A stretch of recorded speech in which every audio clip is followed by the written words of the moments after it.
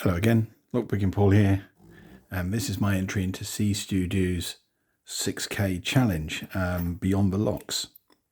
And Stu, huge congratulations. That really is an amazing feat. In 2 weeks, you've gone up like 5,000 subscribers. That's quite amazing. I can only imagine what it must feel like to see that kind of explosive growth.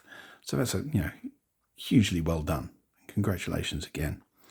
So the purpose of this is to pop a lock. So I haven't picked a lever lock on this channel in a very long time. So I thought we'd just do this wonderful old Squire Defiant, and then we can get into the other stuff that I like to spend my time on, or one of the other things I like to spend my time on. I've got a few hobbies, and this one's an interesting one. It's not one I've mentioned previously, but I'm not really a collector of things, but I do like to use things for the purpose for which they were intended. That's what this is about. We'll get to that once we get this thing open. The problem with this is it gives terrible feedback. I think over the years someone has filled this with all kinds of sort of grease and oil, and that sort of really dulled the feedback that you get from it. So you just have to basically walk the levers up one by one, and eventually they align and the lock will pop open. It's not a particularly difficult lock to pick. Like I said, it gives terrible feedback, but it's a lovely old lock, and can't clean them. It's all riveted shut, so there's nothing you can do about that. I suppose I could soak it in diesel, but it just means the lock stinks then.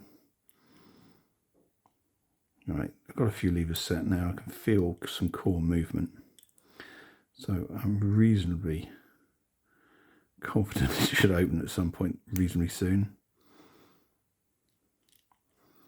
Just going backwards and forwards between that, a bit more core movement then, and a bit more. I think we're relatively close.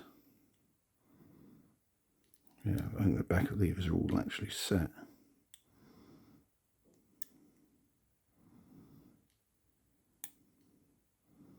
That's set, that's set.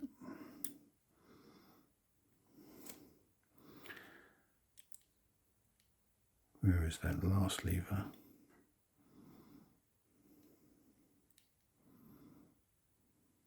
There we go.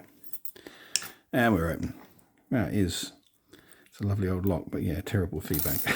Okay, so what else are we here to discuss?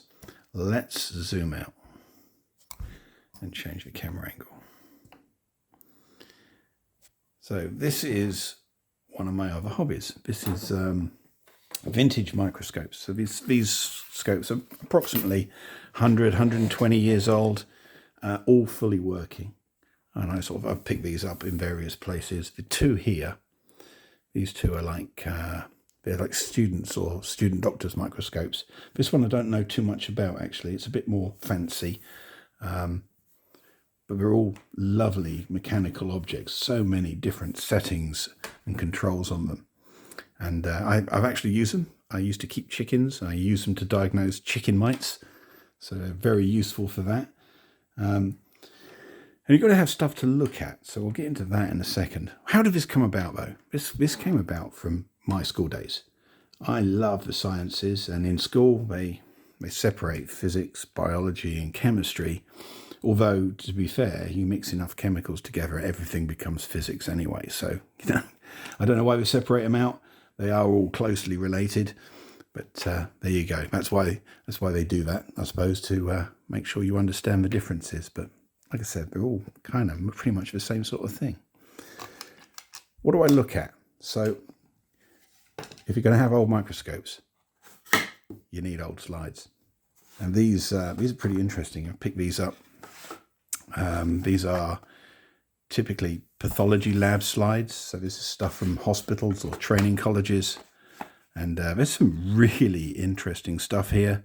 There's some pretty grim stuff in here, so we won't go into that too much, but what have we got? We've got cartilage, we've got cerebellum cortex, adipose tissue, lungs, spinal tissue, you name it, all kinds of stuff. I've got some natural history stuff in here as well. We've got plants, diatoms from water. Sort of really interesting stuff.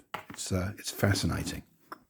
So yeah, there you go. It's one of my hobbies, which is the biology aspect. Maybe I'll get into the other sciences at some point, but this is one of the ones that I really enjoy. If I'm not picking a lock, I'm staring at some interesting objects underneath a lens. So there you go, Stu. That's an interesting one for you, I hope, and hope you enjoyed that. Congratulations again, Stu. Cheers.